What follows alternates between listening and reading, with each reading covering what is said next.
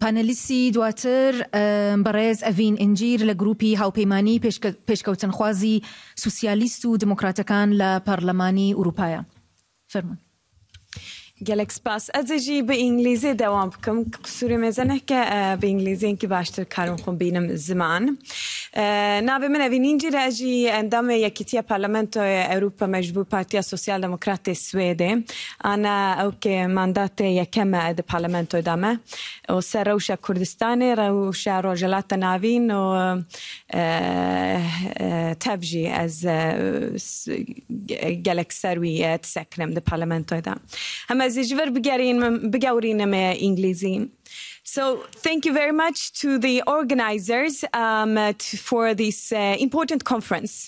It is a very timely conference, but it is also important from many different perspectives, not at least to shed a light on the situation that the Kurds have been living under and is living under.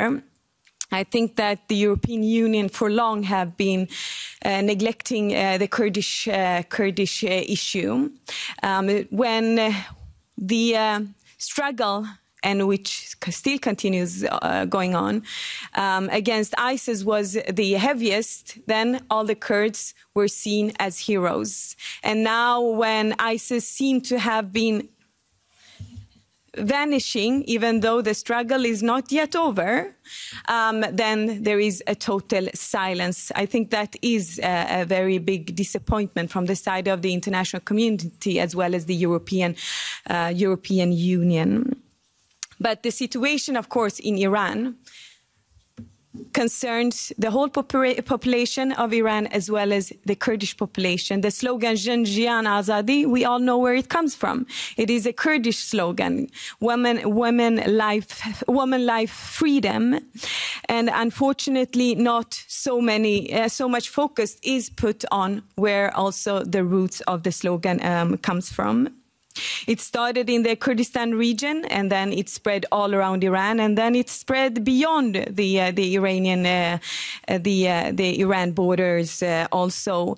I remember when I was negotiating one of the resolutions, we have adopted several resolutions on the issue of the revolutions here in the parliament. But one of the resolutions when I was negotiating them and leading the negotiations between the different party political groups, then I proposed to put in the word Kurdistan, and immediately some people were saying, well, but that's not recognized.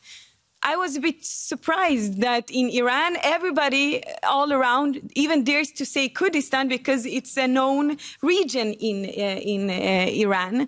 But here in the parliament, I had colleagues who were saying, well, it's not recognized. But in the end, though, when I explained the situation, we managed to get the word Kurdistan in the resolution. It was the first time ever here in the European Parliament where we managed to also, as concerns to Iran, use the word Kurdistan. It's even, I think sometimes it's becoming even more disappointing when we are talking about Iraqi Kurdistan, about Bashur. Even there, some people say Kurdish region of Iraq. It's not Kurdish region, it's the Kurdistan region of Iraq.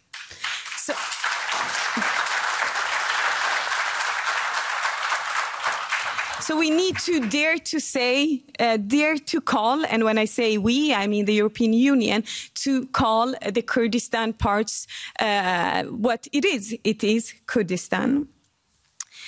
And the struggle in Iran. We are talking about how the situation is right now, but it is also, of course, important to point out that it's not only during this regime that the oppression against Kurdish people, Baluchis, Baha'is and Azeris and other groups have been so heavy. It was the same also during the previous regime's time. So what really needs to happen is, of course, that there needs to be a change of this government, and it also needs to be a democratic and inclusive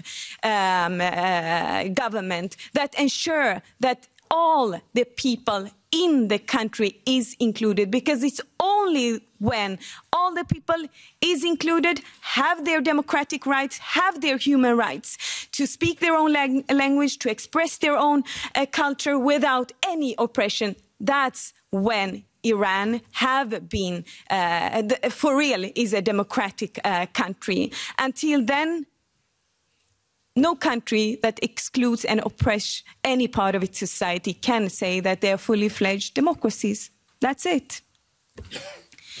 So we have quite a long way to go, and therefore I think it's important that when we also, from the side of the European Parliament and from the side of the European Union, when we have the dialogue with the different part of the opposition, that we also are very firm on our perspective on what actually democracy and inclusiveness means. That means including the whole society.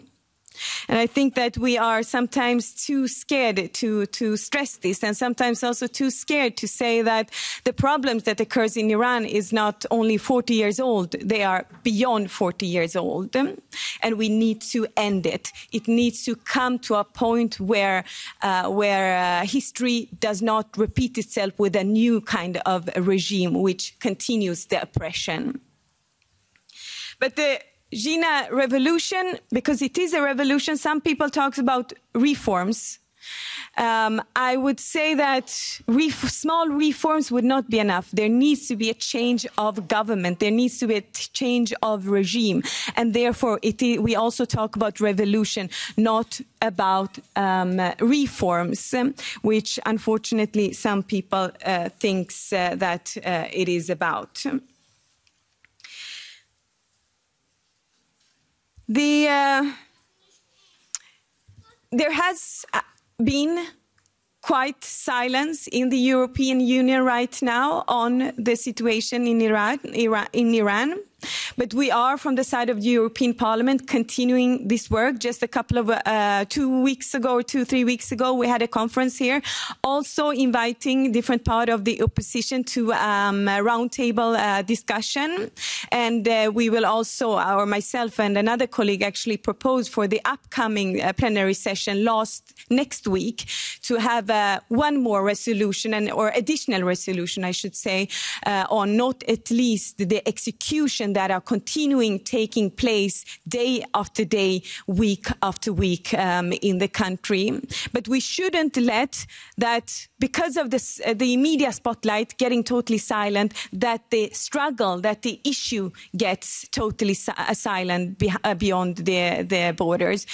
We need to continue ensuring that the member states here in the European Parliament, as well European Union, as well as the European Parliament, continuing voicing up in favor of all the people in the country, in favor of democracy, in favor of human rights, in favor of, because that's what it is about in the end, in favor of international law. Because what's happening is international law is every day being violated. So we are continuing to press it, and I must say also I'm very, very disappointed by the EU member states because of the total silence that is occurring. Not at least disappointed on the government, Swedish government, who is right now leading the European Union. There is even a cross-party decision within the Swedish Parliament saying that IRGC should be labeled as a terrorist organization. And what does the Swedish government and Swedish presidency do? They are totally silent, even though there is a unanimity in the Swedish Riksdag, Swedish Parliament, that is. There is also a big, almost a unanimity here in the European Parliament also on labeling IRGC as a terrorist organization. We also know why it would be important, since IRGC is ruling a big part of the economy. If we label them as a terrorist organization, it will weaken them so that democratic forces can take over the country, and democracy and inclusiveness and gender equality, feminism can at last be a reality, because the revolution that is taking place, it's a feminist revolution, as many have said, but it is also a feminist revolution that is part of a much broader democratic revolution that has been taking place in the country. So I will be very short in my intervention. I know that there will be also some questions that will be posed, and I look forward to answering those questions.